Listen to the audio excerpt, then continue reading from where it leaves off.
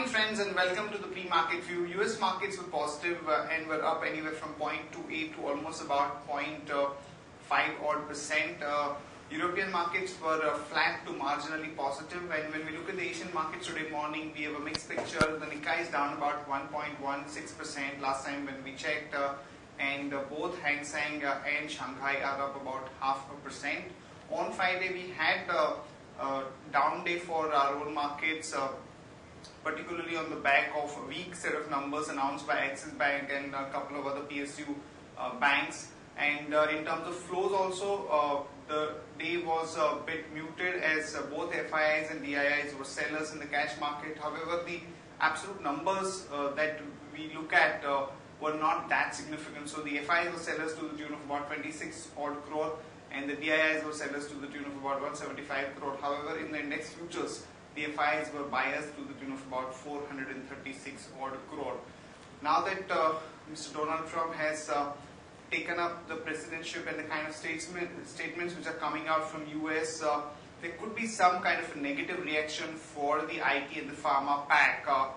So there would be some amount of sideways to corrective phase of our market as we are also approaching the budget day.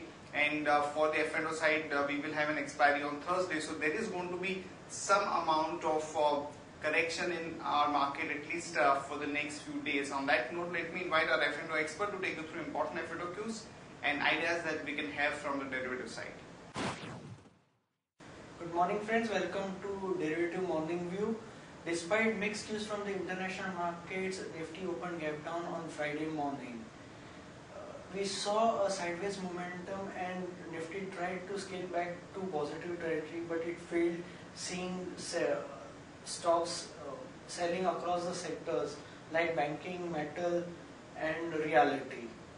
Nifty futures gave a sharp cut during the second half of the session and ended the day by massive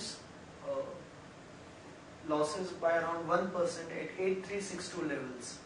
Nifty cost of carry went up from 5.66% to 11.63%. Put call ratio also saw 6 basis points cut at 1.19. India VIX was 15.79. Nifty shedded around 12 lakh shares of open interest, indicating long unwinding in futures. On option activity front, we saw that 8400 call options saw massive addition of around 25%. 8500 call options saw minor reduction of around 0.34%. Whereas 8600 call options saw minor reduction of around 3%. On the put activity front, on 8400 put option, we saw massive reduction of around 22%. On 8300 put option, we saw minor reduction of around 5%. And 8200 put option also saw minor reduction of around 1%. Overall, the range from 83 to 8500 in the open interest category has been now again shifted to 8300 to 8400 levels. Hence, just 2 to 3 days ahead of expiry, we can see that Nifty futures will be volatile and the range will be somewhere between 83 to 8400 only. Securities in the ban period are Century Textile, Jindal Steel and Power, Jain Irrigation, JP Associates, Just Dial and Arcom. On the FI activity front, index futures were net biased by around 437 crores. Index options were net biased by 758 crores. Stock futures were net sellers by 655 crores and stock options were net sellers by 258 crores. On the market level, 5-day VWAP stands at around 8,415. Higher range remains at 8,415 and lower range remains at 8,300 levels. SGX Nifty is indicating negative opening by around 14 points at 8,358 levels. That's it from the derivative desk. Thank you and have a wonderful trading day.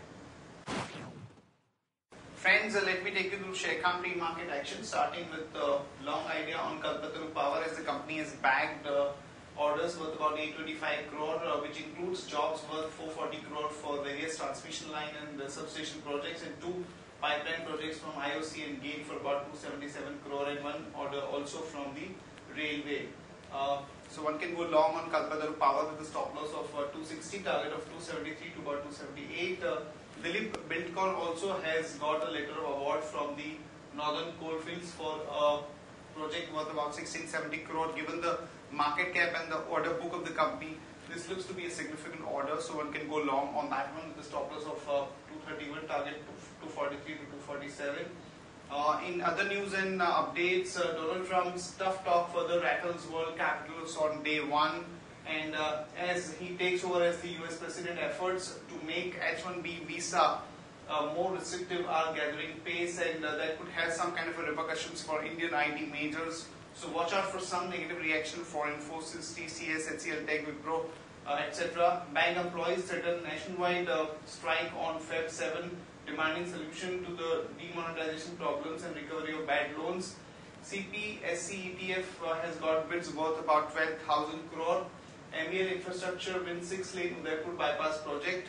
SBI raises 5680 crore via share allotment to government at about 269.59 per share.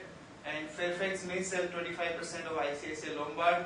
Tata JLR has been fined about 9 lakh euros after worker lost leg in US unit. IFCI is looking at selling 2 of their NPL accounts, MTech Auto and Tilak Nagar, for about 875 odd crore.